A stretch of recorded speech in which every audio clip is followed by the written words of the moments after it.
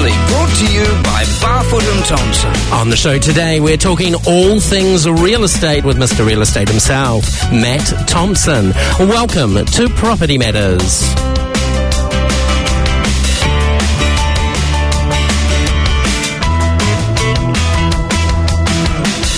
Welcome along to another Monday. Thanks for tuning in if you're listening here on Planet FM. And of course, you can listen to all of our podcasts available from all your favourite podcast sites. Here on Season 8 of Property Matters, I'm really excited to have our next guest, who actually probably wins the award for being the closest to our studio, because his branch is literally right above Planet FM. A big welcome to branch manager of Barfoot and Thompson, Mount Albert, Matt Thompson. Welcome to the show, Matt. Thanks for having me, Stephen. It's great to have you here. And look, I want to sort of chat about your journey in real estate. Okay, we're going to mention the name a little bit later on. But you've had quite a unique sort of journey into this space. So prep me, take us back. You finished high school. What made you suddenly decide to go down this path, or what happened before you went down this path? Yeah, no, good question. I've got to think back a wee while now. Finished high school, and during the last couple of years at high school, Mum had always encouraged both me and my sister that, real estate shouldn't be a be-all and end-all. And I think that was probably on from Dad's experience having worked in the company. I think he had the opportunity to pursue a career beforehand, and I think had always really appreciated that. And so my sister she did civil engineering, and I went down and studied to be a farmer down at Lincoln. Wow. So, yeah, a little bit different to selling homes in Remuera. I've now got visions of you chasing like cows around the paddock. That and sheep and other various, four-legged friends. But no, it was great. And it was probably there's a number of kind of sliding doors moments that you have throughout life. And that for me was a really, really big one. And for those of you who don't know Lincoln University, it's definitely one of the smaller universities in New Zealand, mainly agriculturally based. And I went from being one of 500 boys at Auckland Grammar to being one of 500 students in my year at Lincoln. Wow. There were, I think, 5 of us from Grammar that went down, as opposed to like 100 that went to Otago. And so studied down there. One of the requirements of the degree I was doing farm work, so worked on a sheep and beef station down in Waipukurau, and then worked in a dairy operation in Tinwald, which is just south of Ashburton, and then eventually ended up in a pet food company. So graduated and had found that farming was great, really enjoyed it, but I think definitely that value add and supply chain management perspective was something that really resonated with me in terms of the process. Mm-hmm. And so, went and worked for a company called K9 Natural, which is still alive and going and going really great. And did that for about 3 years out of uni, and then did the typical move and headed over to Europe, where I probably did the not so typical move and worked in France as opposed to London. Had 3 seasons working in chalets and on the slopes and doing cash jobs and trying to just put food in mouth, and also worked in Spain skippering a yacht, and then also worked in the UK working for a coffee company, actually going around all the different festivals making coffee. So very, very broad. Definitely not someone that I'd have to say I wouldn't be someone that you'd go to with your kids to get some very stable career advice up until I was about 26, 27. And that's when, reached out. I knew that time was probably over in Europe. Visa had expired, time to head home, and reached out to the CEO at the time, Wendy Alexander, who had been a really good mate of Dad's and had always looked out for Nikki and myself and Mum, and said, hey, I'd like to just have the conversation. Met with her and Chris Dobby, who at the time was CFO, and had a chat, and ended up getting a role in the then accounts, now finance team, and the rest is kind of led to this point. So it's been great. And did you always think you wanted to one day join this family business and head down this path, or is it a bit like the royal family and there's kind of the expectation that you have to, or a bit in the middle? I think I think if you treat it like that's a really good question, Stephen. I think if you treat it like the latter, I think it it's almost self-perpetuating, right? Like if you treat it like it's a duty or it's an obligation, I think it probably becomes that. I think, again, kudos to Mum, who had always said, look, if you're going to do it well. Like, don't just go in there and expect a free ride.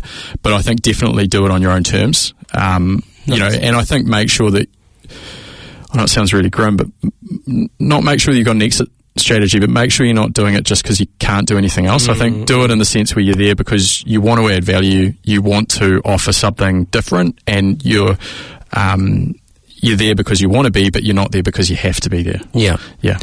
So the company's been around for over 100 years. Draw us a little picture of the family tree. What's your connection back up to the original first Thompson? Yeah, so I'm great-grandson. So Morris, the founder, had two boys. He had John and Monty. John then had two boys, which was Peter and Mark. Peter's the current managing director, and my dad was the director before. Back in the day, Dad then passed away in 2002, and then Nikki and I are here now. Yeah. Brilliant. Yeah. And what is it that you think makes this company so special that it is still here over 100 years? I mean, you only have to open any newspaper and see how many companies have gone under in the last few years, constant liquidations. What's made it stand the test of time? I think, I think it's the fact that it's not just the two families. I'm fourth generation.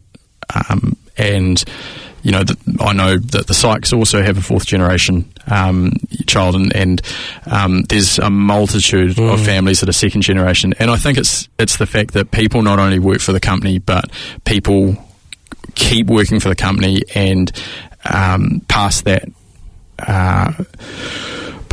kind of sense of care and duty, not just to their own, but also to clients and customers. The number of customers and clients that we have where it's repeat business or it's a referral business, I think is really strong and a real credit to the people that we've got on the team. I don't think we've ever tried to move too fast either. I think it's always been very well thought out. I think there's a lot of conversations that take place, especially not just at the director level, but I think especially at the branch manager level. And I think, not just the directors now, but I think the directors that have come and gone have always really respected that. I think, talking now as a branch manager and talking to other branch managers, I think one of the strengths is the fact that you are occasionally put in an environment where you're asked an honest opinion and you're not criticised for that opinion. If anything, you're encouraged to express it. You're also encouraged to obviously express some solutions to the problems that you might be facing. So it's not a one-way street. But I think, the fact that there's that real give and take, I think has meant that we've just kept powering on. It hasn't been these bolt out of the blue decisions that just suddenly cause chaos. Now, you mentioned in an earlier question, you didn't just leap straight into management. You had to work your way through. You mentioned you did some time in accounts. Talk us through that journey. Sort of what departments have you worked your way through to get to this branch manager role that you're in now? So started in finance. Started in finance, then went out to the front line. I did about a year in finance, and it was, again, in hindsight, really, really lucky to have Chris and Wendy that were able to set me up for that success, because it got my feet under. I hadn't worked in a desk for about 2.5 years, so it was good to do that, and also good to get to know the company without necessarily being on the front line. Same as you'd know, when you're, or same as anyone in support centre knows, that when you're seeing people coming through support centre, it's quite a good way to see the breadth of the company rather than a silo mentality. But eventually the time came, I chucked off the training wheels and went out to Papatoetoe and worked out there for about 9 months in property management, right on the front line, being a letting agent. Then went to Stonefields, worked out of there for, I think it was just over a year and a half, and then to your point, went and did sales for about 2.5 years, and then eventually became the relieving branch manager, which is kind of, for those listeners, it's kind of like a fun uncle / substitute teacher / branch manager. You go around a myriad of different branches and let them have a holiday, and then was really honoured and excited to be offered the opportunity to take the lead at Mount Albert last year, and it's been another roller coaster ever since. It's been awesome. Are there certain moments in your history so far with the company that you'd mark off as like a career highlight? You know, those sort of turning points? Yeah, I think definitely moments of success throughout, you know, finance and property management and sales, obviously all very different. You know, property management is very much around finding solutions, and, you know, the biggest wins and the biggest solutions generally come because of the biggest problems. So that's, you know, you're only really excited because you've had to go through a bit of a journey to get there. Sales is a bit different. Sales is a lot of grind and prospecting to get the work, but again, some of the wins there you just don't forget in a hurry. You know, selling properties for, you know, $500,000 over reserve back in COVID, in COVID times, that was phenomenal. You know, seeing vendors in a room just openly crying because they just have achieved a result that we'd obviously hoped for, but I think was probably beyond their expectations. There's a lot of moments that really stand out. What about the biggest challenge when you look back so far, and whether it was here or even before Barfoot and Thompson? What's that moment that you go, whoa, that was a big challenge? Yeah, again, you know, the biggest challenge, as long as you make it through it, I suppose, is often something that becomes the biggest learning opportunity. I must say, there was a really tight group of us at Papatoetoe in the property management team, and across the branch. But I think that property management team was probably the strongest team I've ever worked for and worked with. And we were overseas. Our branch manager at the time, unfortunately, lost his life. And I think the way that team pulled together and has since you know, kept on pulling together. You know, we still reach out once a year and check in on each other. You know, one of the guys that was someone that kind of showed me the ropes in my first week is now the godfather to my daughter. So, nice. You know, there's some pretty cool connections there. But I think that definitely would have been probably one of the most emotional experiences that I've been through. Yeah, absolutely. So if we turn then to branch management, where you are now, do you feel the pressure of the family name to get it right? Or are you allowed to make mistakes? No, you definitely don't want to get it wrong. Yeah, to a point, I think.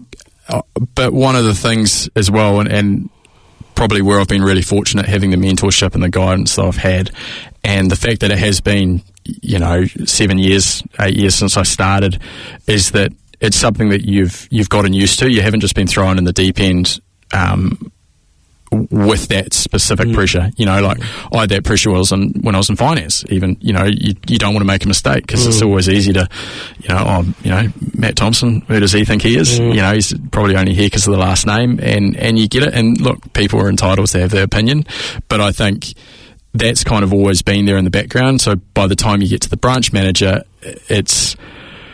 yes, it's a factor, but it's no more of a factor than it was in day one. I think you've just got a slightly different skill set that you've now got, and there's more of a responsibility, I'd say, for me to get the role right for my team as a branch manager rather than necessarily as a Thompson that's also a branch manager. Yeah.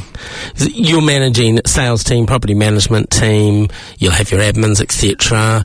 What are you loving the most about this role? Is it that you've now got a sort of a team looking up to you? Yeah, I don't think it's so much looking up. I think definitely, you know, the relieving branch manager role was without a doubt the single best thing that I could have done to prepare me for this role. I think, and it's great. I mean, like every week you could be in a different branch, and it's so awesome. I think I looked after 35 different branches, so that's, you know, upwards of probably at least. I mean, you'd be well over the 600-700 mark of people that you would have worked with, which is almost your best training platform ever, isn't it? Right, because you're going to see so many different ways of doing it. Yeah, and then that's within the people that you looked after. But of course, if you're at an auction, you know, there might be a couple of people from different branches, so you learn a lot of different ways of doing stuff. I think with the opportunity of having your own branch is that you get to do the long tail stuff. You get to not just put a band-aid on it. It's right, let's examine the wound, which sounds a bit graphic, but let's really do some long-term surgery to make sure that I'm setting up or contributing to try and set up my team for success sustainably going forward, rather than just, hey, let's fix it for now. Your branch manager's going to be back in 2 weeks, and let her or him really put a long-term solution in place. That's probably the biggest challenge, but it's also the thing that I'm really enjoying. We interviewed your previous branch manager a year or so ago, Jean, as she was nearing retirement, who told us great stories of being a real estate agent with a old UHF radio where they used to drive around and confirm if they had somebody at a viewing, and some great stories where they helped the cops one day. What was it like sort of filling in her shoes, though, because she'd been such an iconic part of not just the branch, but the brand for Mount Albert for so long? Yeah. Big boots to fill. Massive. Massive, especially for someone that has got quite small feet. But yeah, it was hard. Jean, I must admit, was the first time I ever heard Jean's name was when we had the Barfoot's annual conference back in 2017, and I remember saying to Mum, I'm heading along to this conference, and she said, make sure you keep an eye out for Jean Smith. She's this lovely, bubbly person who Dad always really admired, and so for me, it was kind of weird in a way where Jean was one of the first people at Barfoot's that I properly met, and then you fast forward and I'm, as you said, stepping into her shoes to try and take the branch on to that next step. It was really hard because I think I was really mindful that you didn't want to do anything that changed the dial too quickly.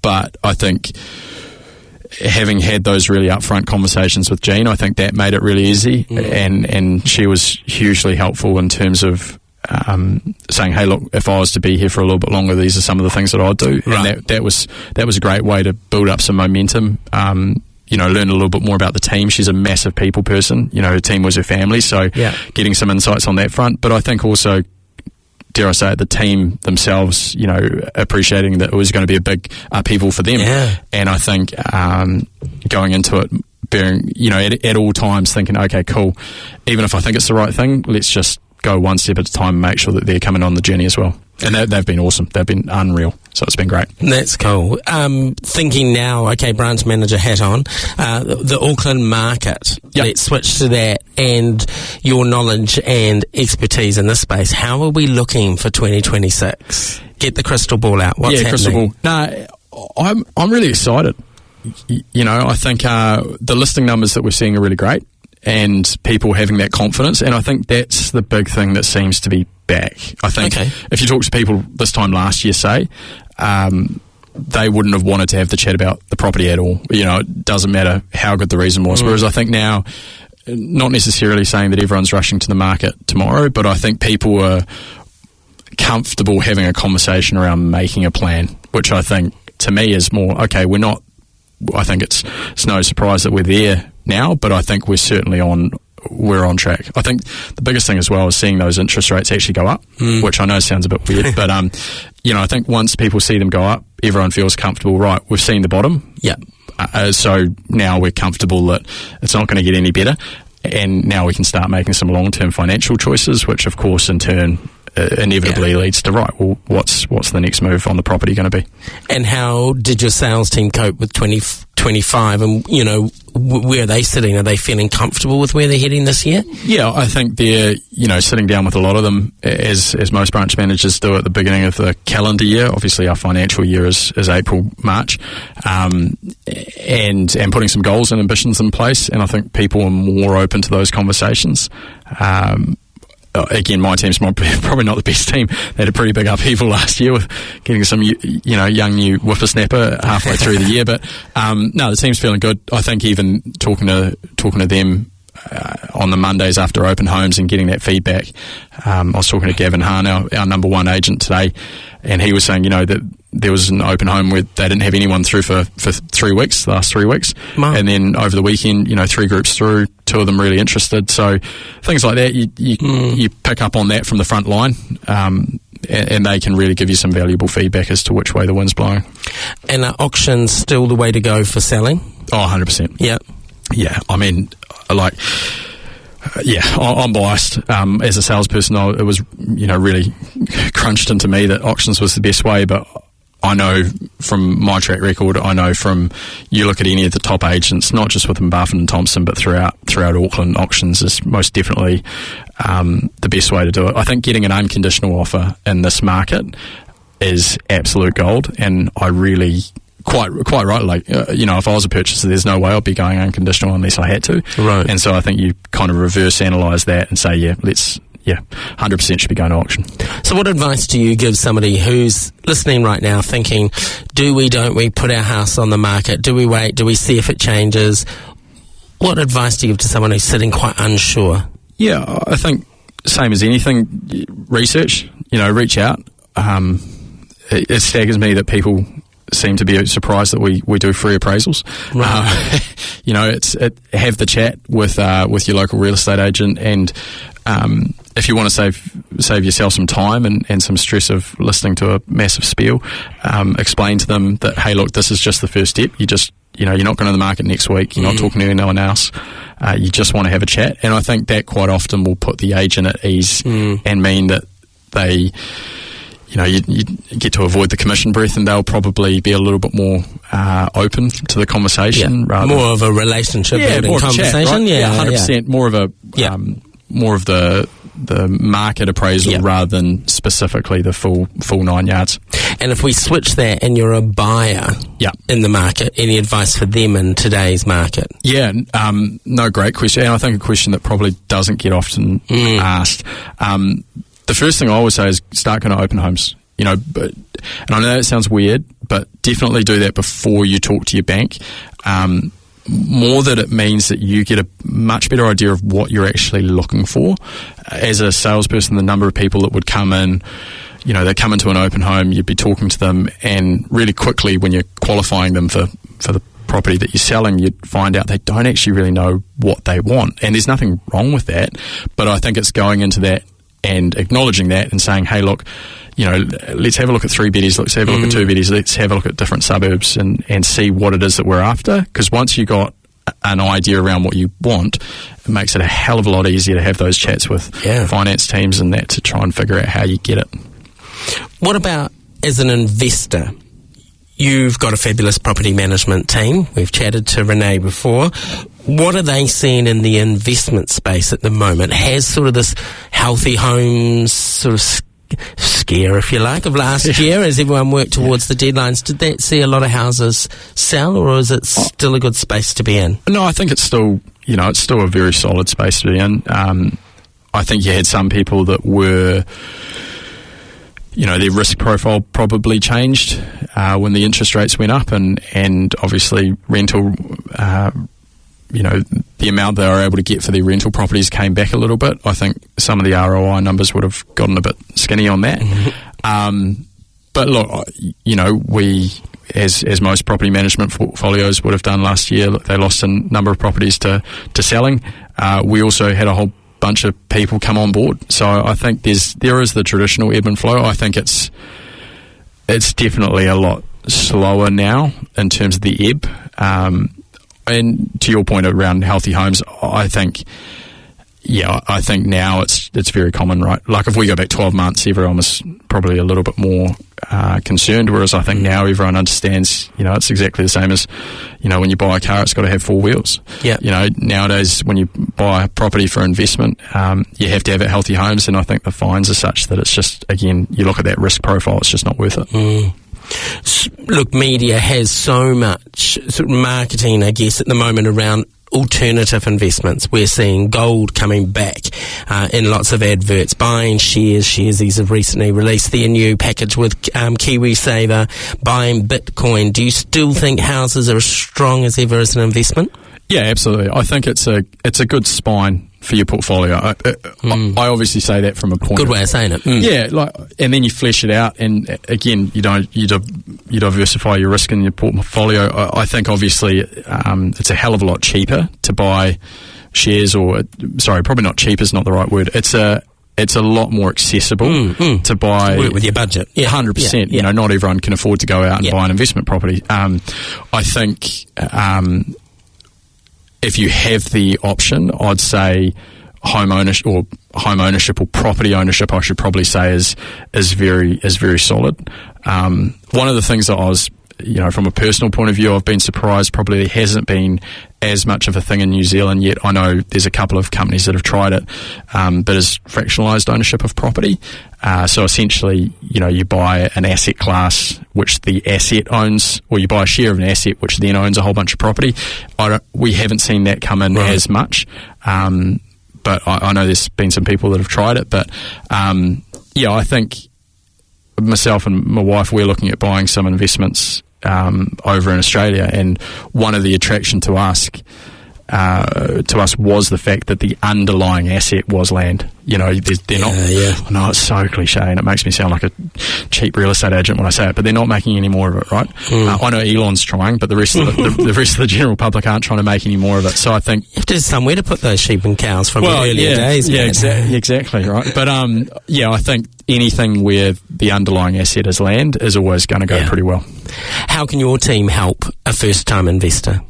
Again, like I said before, just having a chat. Anyone that knows me knows that I'm pretty big on supply chain management, and therefore being a bit of a process. And hey, let's just not worry about where the end destination. Let's just put one foot in front of the other.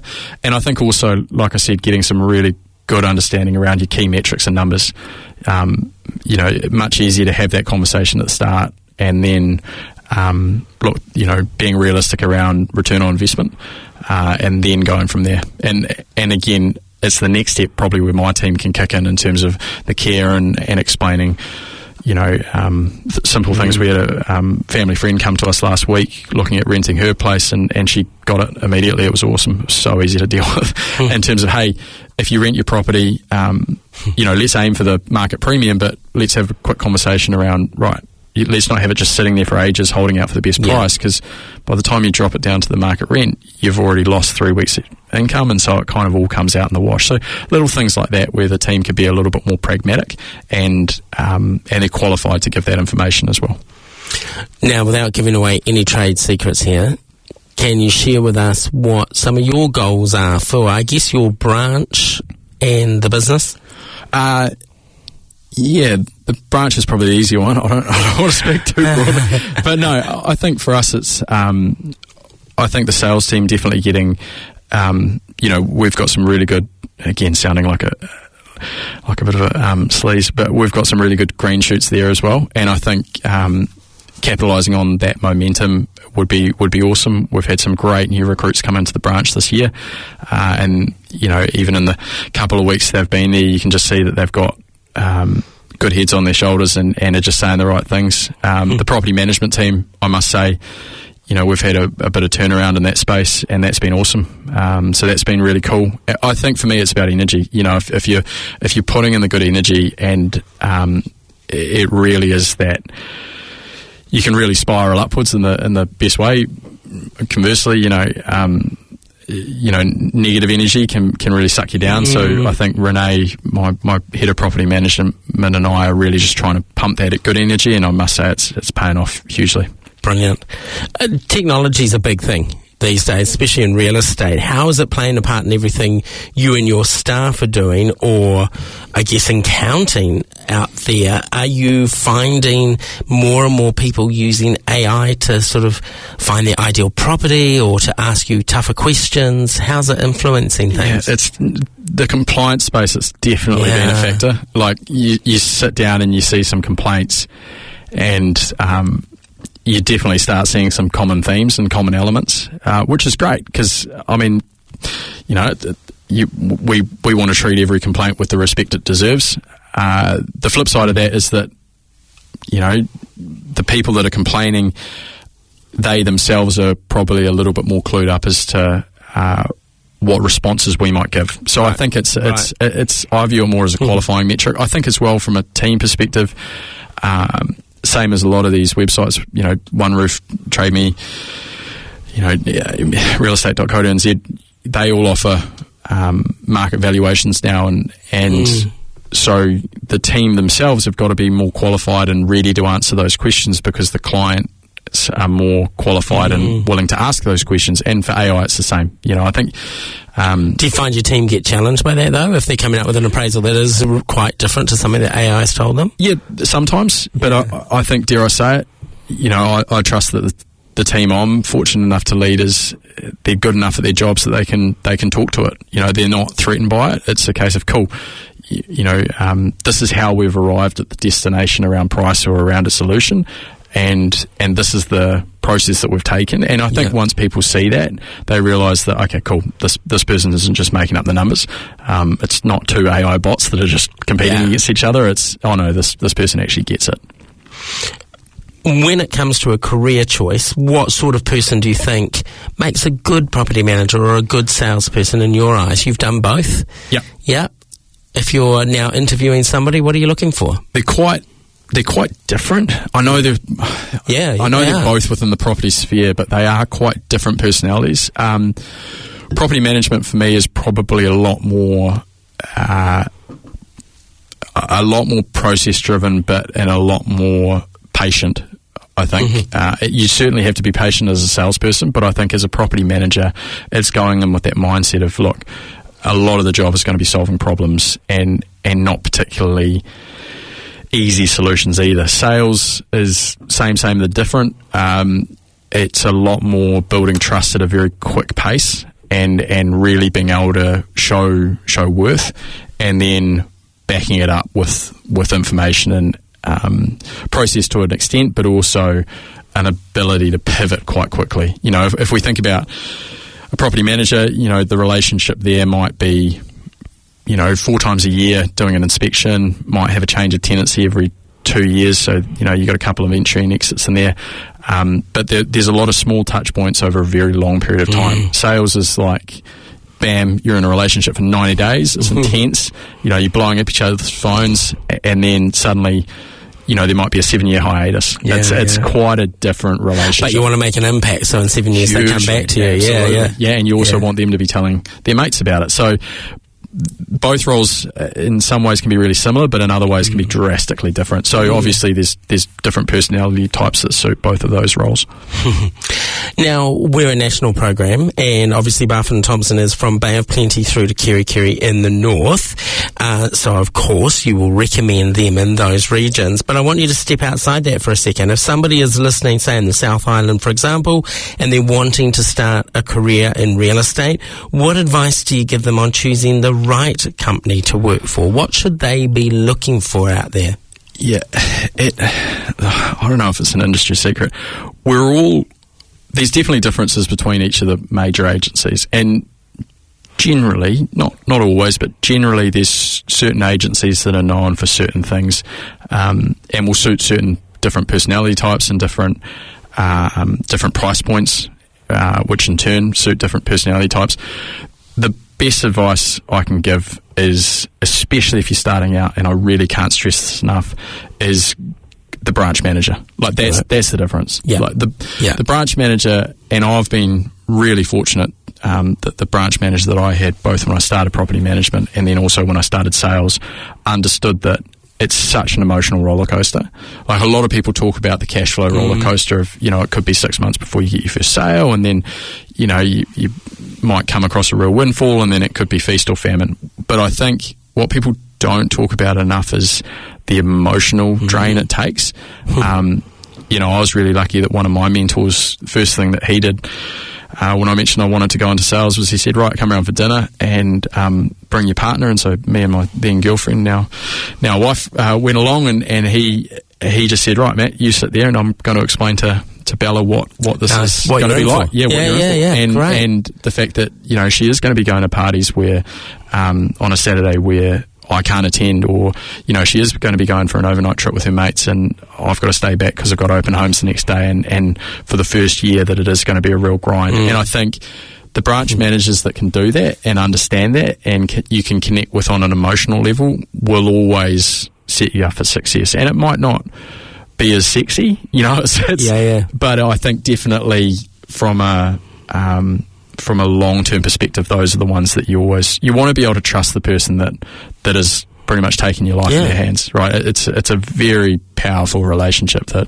certainly as a branch manager I've definitely never taken for granted. Talk us through the franchise, non-franchise model, because for Barfoot and Thompson, you're not a franchise. Yep. That's that family-owned business versus many of the other companies that are out there are franchise. How does that impact, say, a salesperson choosing which company to work for, do you think? Yeah, I had this conversation literally this morning, so that's really fresh. I think it comes down to access. I think, look, I'll probably go against the family grain. There's a lot of advantages to a franchise. Yep. There's a lot more independence. As a franchise owner or as a branch manager, you're not having to worry about the beast of 2,500 people. You can be a little bit more fluid. The flip side is that, as we've seen in recent weeks, the ownership could change. And I know of a franchise where the salespeople showed up to work on the Monday and there was a padlock on the door. Wow. And it's definitely not happening at Barfoot and Thompson anytime soon. Yeah. But it's a lot more cutthroat. I think as well, access to property. If you're a sales or if you're a vendor, and you're selling your house through Barfoot and Thompson, there are 2,000 people that can go through that home. Now, there's obviously security that we always are mindful of, but the fact that you can introduce that many buyers and it's straight off the bat is just so powerful. You're not having to worry about paperwork or people scrapping over commissions. It's just, hey, these are the rules. Don't mess with them. This is it. And as a vendor, having the buyers means that you got the competition. Having the competition means that you're going to get a premium price. It's for me, it's a no-brainer. But yeah, it's certainly not a one-way street, but it's a pretty powerful street. You referred earlier to the support centre. Yes. Fill our listeners in. What model is that? Is that like our head office out there? Yeah, it is a head office, I suppose. It used to be called head office, but I think, credit to Chris that really wanted to drive that cultural change of they offer support. It sounds really simple, but it's again probably one of the benefits. Going back a step to the franchise versus the non-franchise, I can, and I do it all the time, call up our compliance team, and I've got qualified lawyers on the phone giving me advice of how I can offer solutions to the salespeople and their clients. Whereas if you're in a franchise, then I'd imagine you'd be calling a lawyer, you'd be calling mates. But I think to get that qualified advice on hand is really powerful. Exactly the same with property management, exactly the same with finance.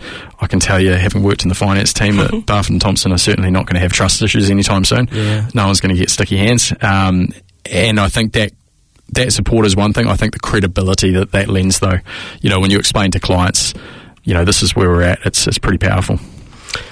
All right, Matt, if I get you back in 5 years' time, where will you be in the company? That's it.